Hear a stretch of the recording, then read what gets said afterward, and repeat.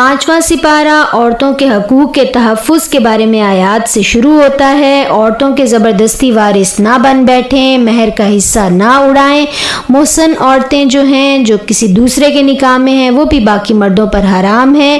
جنگ میں جو عورتیں ہاتھ آئیں ان کے مہر ادا کر کے ان سے نکاح کر لیا جائے۔ چوری چھپے آشنائیاں ان کی اجازت اسلام نہیں دیتا۔ رشتہ ازدواج پاکیزہ تعلق ہے، اللہ تعالیٰ پاکیزگی کا حکم دے رہے ہیں اور پھر یہ فرما رہے ہیں کہ توبہ کر لی جائے تو اللہ تعالیٰ معاف کرنے والے ہیں۔ اللہ تعالیٰ بتا رہے ہیں کہ اگر تم بڑے بڑے گناہوں سے پرہیز کرو جن سے منع کیا گیا ہے تو تمہاری چھوٹی موٹی برائیاں ہم تمہارے حساب سے ساقط کر دیں گے۔ نبی کریم صلی اللہ علیہ وآلہ وسلم نے کبیرہ گناہ جو ہیں بتائے کہ اللہ کے ساتھ شریک کرنا، کسی کے ساتھ ظلم اور زیادتی کرنا، زنا کرنا، بے گناہ کو قتل کرنا، پاک باز عورت پر تہمت لگانا، والدین کی نافرمانی کرنا، جادو کرنا اور میدان جنگ سے فرار۔ اس کے بعد اللہ تعالیٰ بتا رہے ہیں کہ مرد جو ہیں وہ عورتوں پر قوام ہیں۔ قوام سے مراد نگران اور محافظ، عورتیں کمتر نہیں ہیں۔ مرد چونکہ قوام ہیں، محافظ ہیں، نگران ہیں، مال خرچ کرتے ہیں، ان پہ ذمہ داریاں ہیں، بیوی کی، بچوں کی، ان کی پڑھائی لکھائی کی۔ اس کے بعد اللہ تعالیٰ عورتوں کی جو صالح عورتیں ہیں ان کی خصوصیات بتا رہے ہیں کہ وہ اطاعت گزار ہوتی ہیں اور اپنے مردوں کی عزت کی حفاظت کرنے والی ہوتی ہیں ان کی غیر موجودگی میں۔ اور سرکشی کرنے والی عورتوں کے بارے میں بھی اللہ تعالیٰ نے قانون وضع کر دیا ہے۔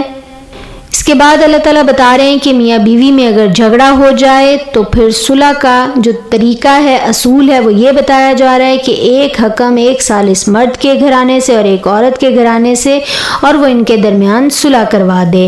اور پھر اللہ تعالیٰ بتا رہے ہیں کہ تمام رسول ہی قیامت کے دن گواہی دیں گے اور رسول صلی اللہ علیہ وآلہ وسلم مجموعی طور پر تمام امتوں پر گواہ ہوں گے۔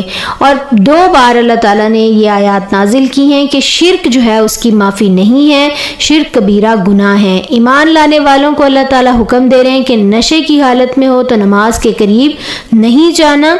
سکر کے الفاظ استعمال ہوئے ہیں اور اس سے مراد صرف شراب ہی نہیں بلکہ ہر نشہ آور چیز اس سے مراد ہے۔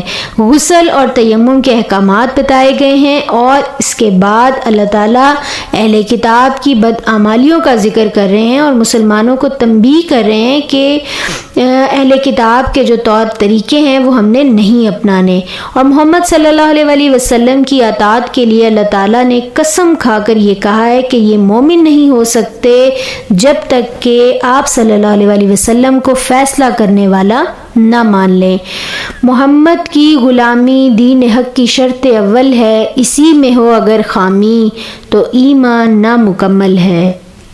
پھر اللہ تعالیٰ ہمیں سمجھا رہے ہیں کہ امانتیں اہل امانت کے سپرد کرنی ہیں۔ صرف روپیہ پیسہ مال دولت جو ہے وہی امانت نہیں ہوتی بلکہ رائے بھی ایک امانت ہے، عہدہ بھی امانت ہے، اور استاد جو تعلیم دیتا ہے جو اس کے پاس علم ہے وہ بھی ایک امانت ہے۔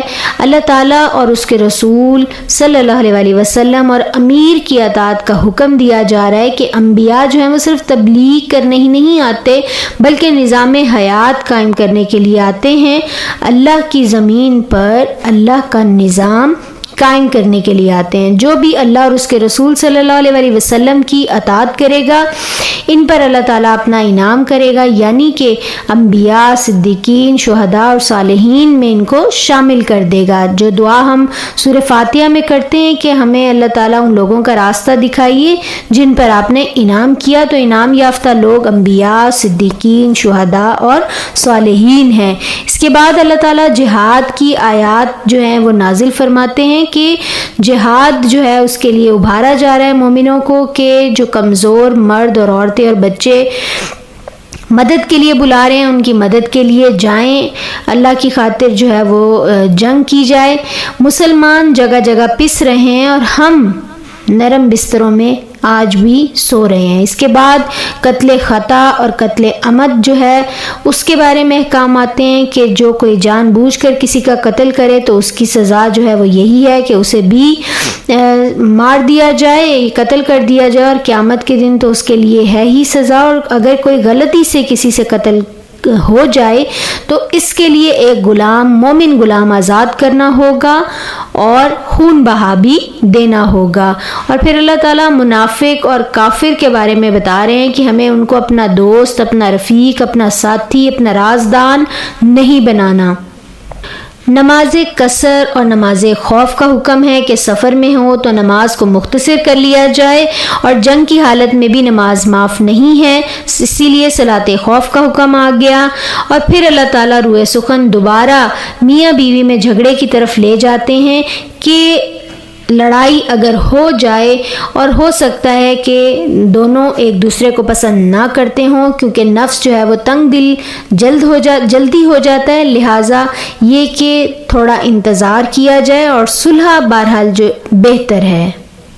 ایک اصول مسلمانوں کے لیے بتایا جا رہا ہے کہ ان مجلسوں میں نہ بیٹھا جائے جہاں اللہ تعالیٰ اور اللہ کے رسول صلی اللہ علیہ وسلم کے خلاف باتیں کی جا رہی ہوں، پروپیگنڈے کیے جا رہے ہوں، اور پھر اللہ شیطان کے دعووں کا جو ہے ذکر کریں کہ شیطان جو ہے وہ دعوے کرتا ہے کہ میں اللہ کے بندوں کو بہکاؤں گا، انہیں آرزوؤں میں مبتلا کروں گا، اور پھر وہ شیطان کے حکم کے مطابق جو ہے وہ چلیں گے۔ تو اللہ تعالیٰ سے دعا ہے کہ اللہ تعالیٰ ہمیں اپنی پناہ میں رکھے اور شیطان کو ہم سے اتنا دور کر دے جتنا مشرق اور مغرب کا فاصلہ ہے، آمین۔